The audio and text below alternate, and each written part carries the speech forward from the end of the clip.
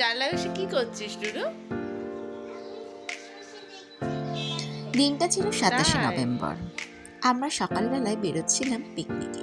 কোথায় যাচ্ছিলাম, কী করলাম সেসব জানতে হলে অবশ্যই আমাদের সাথে থাকতে হবে। আমরা বাড়ি থেকে বাস ধরে রওনা দিয়েছিলাম নিউ দিল্লি স্টেশন। সবাই একসাথে যাওয়া হবে বলে সবার জন্য অপেক্ষা করা হলো। সবাই চলে আসলে আমরা ট্রেনে করে পৌঁছে গিয়েছিলাম বারুইপুর জংশন। বারুইপুর জংশনের ৪ নম্বর প্ল্যাটফর্মের পাশ থেকেই উত্তর ভাগের অটো চলে। সেখান থেকে অটো করে আমরা রওনা দিয়েছিলাম। আগে বলো, তোমরা সবাই কেমন আছো? আমাদের পৌঁছাতে পৌঁছাতে তোমাদের সাথে একটু গল্প করে নিই। আশা করি তোমরা সবাই খুব ভালো আছো। আমার নতুন আরেকটা ভিডিওতে তোমাদেরকে ওয়েলকাম। ঈদ আসতে না আসতেই আমাদের মতো কে কে পিকনিক শুরু করে দিয়েছে একটু কিন্তু কমেন্ট করে জানিও। দেখো, প্রাকৃতিক দৃশ্য দেখতে দেখতে আমরা এগিয়ে চললাম আমাদের অটোয় বসে। গ্রামের পরিবেশ কিন্তু সত্যিই খুব ভালো লাগে। চারিদিকটা সবুজে ঘেরা শান্ত পরিবেশ। তোমাদের সাথে গল্প করতে করতে পৌঁছে গেলাম আমাদের গন্তব্যস্থল। আমরা গিয়েছিলাম কান্ট্রি ক্লাব।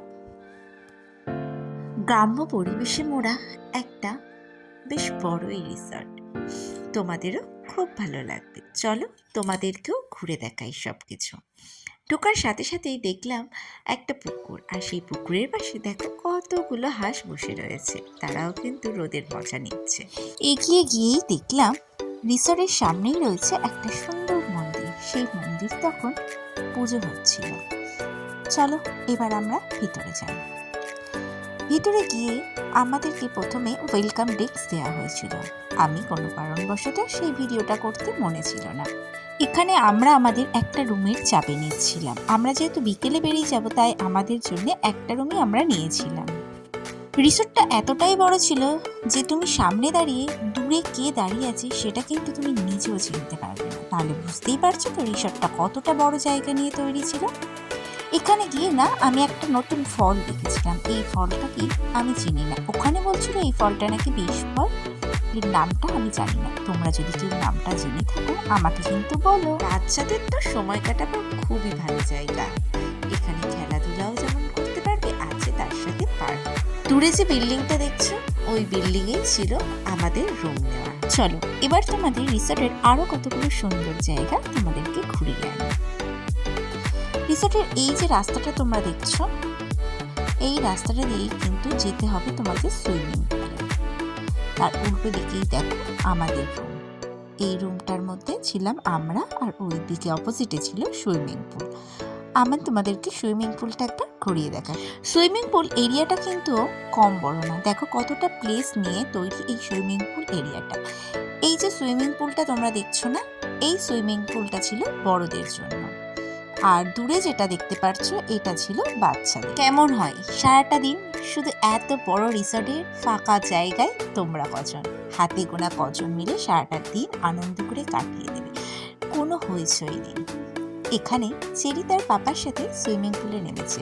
ও কিন্তু বাচ্চাদের সুইমিং পুলেই নামতে বেশি ভালোবাসে, সেটাই ও করে। ওর পাপা ওর সাথে খেলা করবে বলে বড়দের সুইমিং পুলে নামিয়েছিল, কিন্তু কান্নাকাটি করে ও আবার নিজের জায়গায় চলে এসেছিল। ও ওখানে মজা করছিল, এখানে বড়রা তাদের মতো আড্ডা দিচ্ছিল। আমরা বাঙালি, আমরা তো সুইমিং পুলটাকে পুকুর আগে ভাব করি। দেখো এদেরকে দেখাচ্ছে, এরা সবাই মিলে সুইমিং পুলে নেমেছে। পুকুরে যেরকম আমরা ছোটবেলায় সাঁতার কেটে রেস করতাম, ঠিক এরাও নেমেছিল রেস করতে।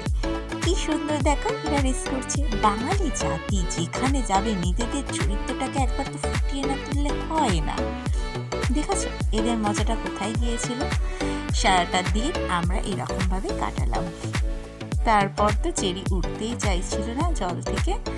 আমি ওকে জোর করে রুমে নিয়ে চলে গিয়েছিলাম, কারণ ওর জলেতে প্রচণ্ডই ঠান্ডা লাগে আর ঠান্ডার প্রচণ্ড ঢাক। তাই ওকে আমি তুলে নিয়ে গিয়ে আগে রেডি করে দিয়েছিলাম। আমি কিন্তু সুইমিং পুলে নেমেছিলাম, ঠিক আমি নেমেছিলাম, কিন্তু একবারে নামার পরে জল এতটাই ঠান্ডা ছিল যে আমি উঠে এসেছিলাম, আমি আর নামিনি। দেখো এখানে চেরি রেডি হয়ে দোলা চড়ছিল। একে একে সবাই রেডি হয়ে চলে আসলে আমরা কিন্তু লাঞ্চ করতে চলে গেলাম। রিসর্টের মধ্যেই তাদের একটা রেস্টুরেন্ট ছিল, আমরা সেখানে সবাই মিলে চলে গিয়েছিলাম। দেখো তো রেস্টুরেন্টের পরিবেশটা তোমাদের ভালো লাগে কিনা, আমারও কিন্তু বেশ ভালো লেগেছে। এখানে আমরা ঢোকার সাথে সাথেই দেখলাম এখানে ছিল গেম জোন, যেখানে সবাই মিলে ব্যস্ত হয়ে গেল যে যার মতো গেম খেলতে। ছোটবেলায় ভাই বোনদের সাথে ওই টুকটাক একটু ক্যারাম খেলতাম, ভাইরা তো জিততো, আমি কোনোদিনও জিততাম না। এখানে তাই একটু অনেক দিনের পুরনো কথা, একটু ক্যারাম খেললাম, কিন্তু আমার হাজবেন্ড এসে সব গুটি ফেলে দিয়ে চলে গেল। চলো তোমাদেরকে দেখাই যে এখানে এসে তোমরা কি কি ফ্যাসিলিটি পাবে, এগুলো তোমরা ভালো করে দেখে নাও। তোমরা কিন্তু এখানে এসে এইসব ফ্যাসিলিটিগুলো সবগুলোই পাবে। এর জন্য তোমাদের কত করে পে করতে হবে, কি পে করতে হবে, আর সেই পের মধ্যে তোমরা কি কি পাচ্ছ সব কিছু বলে দেবো আমি ভিডিওর লাস্টে। তোমরা আমাদের সাথে থাকো, আমি সব ডিটেলস তোমাদেরকে দিয়ে দেবো। আমাদের লাঞ্চ চলে এসছে, আমরা সবাই মিলে বসে পড়লাম একসাথে লাঞ্চ করতে। এখানে রান্নাবান্নার টেস্ট জাস্ট ওয়াও, সত্যি খুব সুন্দর রান্নার টেস্ট, খুব ভালো লেগেছিল আমাদের খাবারগুলো। রাতের রিসর্টের পরিবেশটাও কিন্তু খুব সুন্দর, চারিদিকে হালকা আলো জ্বলছে আর নিস্তব্ধতা। সেই নিস্তব্ধতায় কিন্তু তোমার একবার হলেও মনে হবে যেন হন্টেড এরিয়ায় তুমি চলে এসেছো। বেলা শেষে সন্ধ্যায় আমাদের বাড়ি ফেরার পালা। এখানে আমাদের চেক আউট ছিল 5:30 থেকে 6টার মধ্যে। আসার পথে আমাদের ছিল চা আর বিস্কিট, ওটা খেয়ে আমরা রওনা দিলাম। তোমাদের কিন্তু ওখান থেকে বেরিয়ে গাড়ির কোনো অসুবিধা হবে না, তোমরা ওখান থেকে অটো পেয়ে যাবে। চলো তোমাদেরকে এবার বলি আমরা সারাদিন এই রিসর্টে যে এত কিছু করলাম, আমাদের পার হেড খরচা হলো কত করে। আমাদের পার হেড খরচা হয়েছে 600 টাকা করে। 600 টাকার মধ্যে আমাদের কিন্তু সুইমিং পুল, লাঞ্চ সব ছিল। তোমরাও কি আমাদের মতো একটা ছুটির দিন এইভাবে কাটাতে চাও? তাহলে দেরি করছো কেন, চলে যাও। বাই বাই, সবাই খুব ভালো থেকো।